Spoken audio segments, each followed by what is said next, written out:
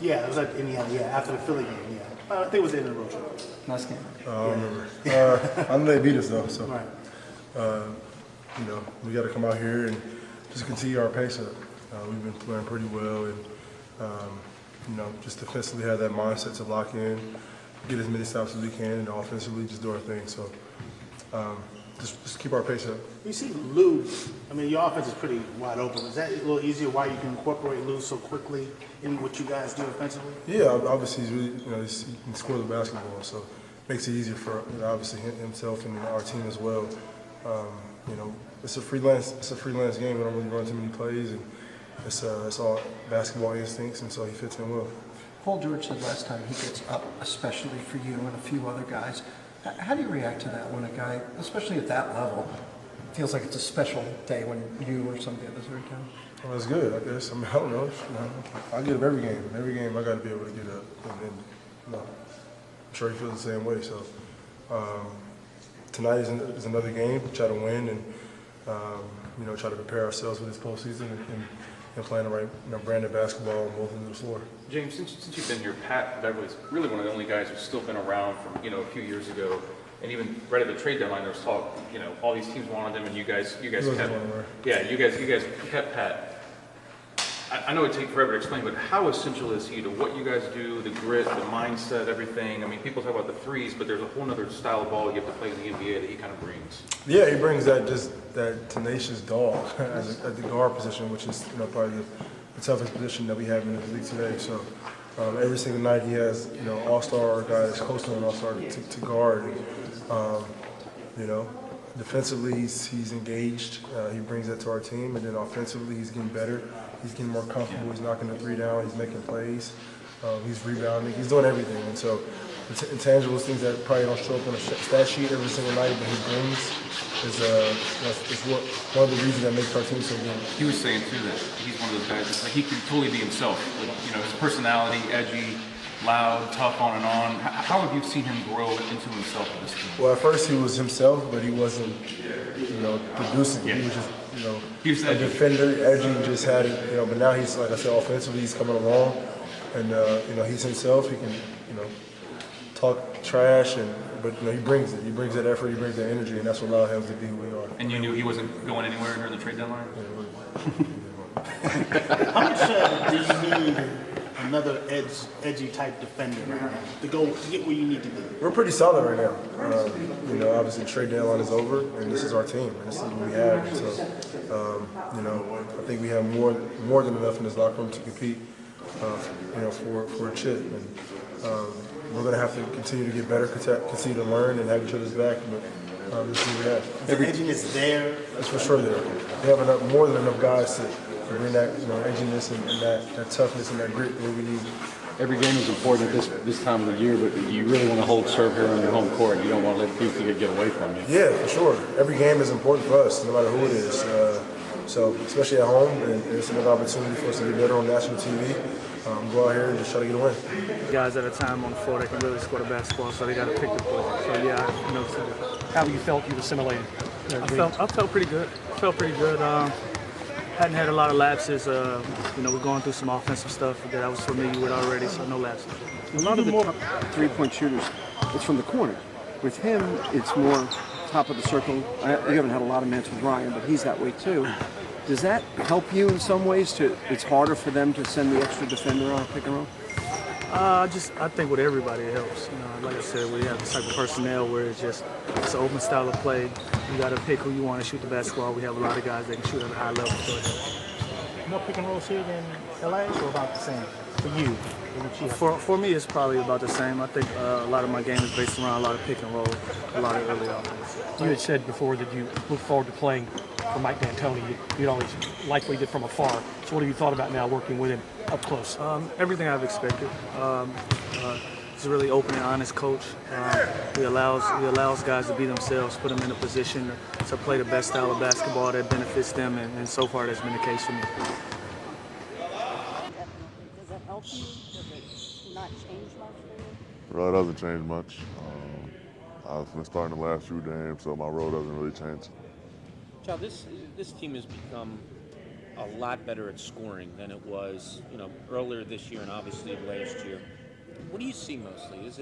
Is it all pace? Is it defense? What do you see mostly that's bringing up the scoring? I think it starts with our defense. Coaches have put a big emphasis on fast break points, and we've been able to pinpoint. We get more fast break points when we play better defense. So we get forces turnovers and things like that. So it all starts with our defense. The .5 stuff, did that start from the beginning with Brett, or has that been a bigger point of emphasis this year? He's always told me about making quick decisions. I think he labeled it as .5 this year. And that's something that we really emphasized this year, me making quick decisions. Last year there was a bunch of stuff that I was trying to focus on, but this year the main thing has just been .5. How does today's news with Joel being out indefinitely, instead of coming back March 3rd, change things for you and for his team? For me, it doesn't change. I'm just trying to do as best as I can for my teammates and for myself. So my mindset's still the same, and Joe's going to do the proper things to make sure that he's 100%. And I know the medical staff will as well. So my support is with him, but my mindset doesn't change. Something that Rob was finding out was how pace was kind of maybe correlated with the way the team has scored. I mean, in your second year, how do you feel it's been just running the floor, keeping up with the pace of this team, the pace that it plays at? Yeah, coaches have always emphasized how important pace is for us. We have a really balanced offense, and a lot of that goes with pace, just making quick decisions, getting the ball out of the rim, and just going really fast. He doesn't want anything to be slow or stagnant. Do you feel like you've done a better job running the floor yourself this season? Yeah, I think I have. I've improved in a lot of aspects of my game. I think myself and my teammates have improved on pace and running the floor. How beneficial was it to have 3 games and 4 nights after the trade deadline, just to kind of get out there and play for you? It was very beneficial to me. Basketball court is one place I've always been able just to free my mind. So just to get the trade deadline over with and just be able to go out there and play the game that I love, it was really helpful for me, and it felt good, and it was a lot of fun. You have a monster challenge tonight. Address that. What are you looking forward to tonight? Just as a competitor, I'm expecting to have a lot of fun on the court, playing arguably the best team in our league. We have our hands full. They have 4 All-Stars. And I'm excited about it. So are my teammates, and I'm sure the Wells Fargo Center will be jumping. Our fans will be there. There'll be a lot of energy. So I'm expecting a really fun night. Chuck, can you go back to your final bucket on Saturday? Just, there wasn't any panic. Are you looking at the clock? When do you decide what move you're going to do? How it goes in your mind? I just remember looking at the clock and realizing that the shot clock was off, and knowing that we were down 1, so I didn't want to take the last shot. And it'd be 0 on the clock and I missed, so I wanted to make sure we had time to foul them or get a stop. And my mindset was just to get in the middle of the floor, get in the. I think you pretty much nailed it. Just attacking a backpedaling defense. We're getting open shots and we're moving the ball. We're not like doing anything special. I just think we're moving the ball, we're cutting and respacing, and people are finding guys. It's just as simple as that. Do you think this team is more conducive to run than maybe how it was built, say, last year?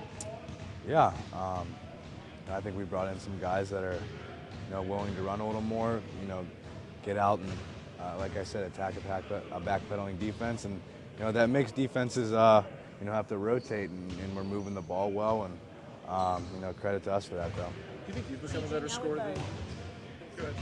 DJ, with Joel now out indefinitely, how does this team react to that news?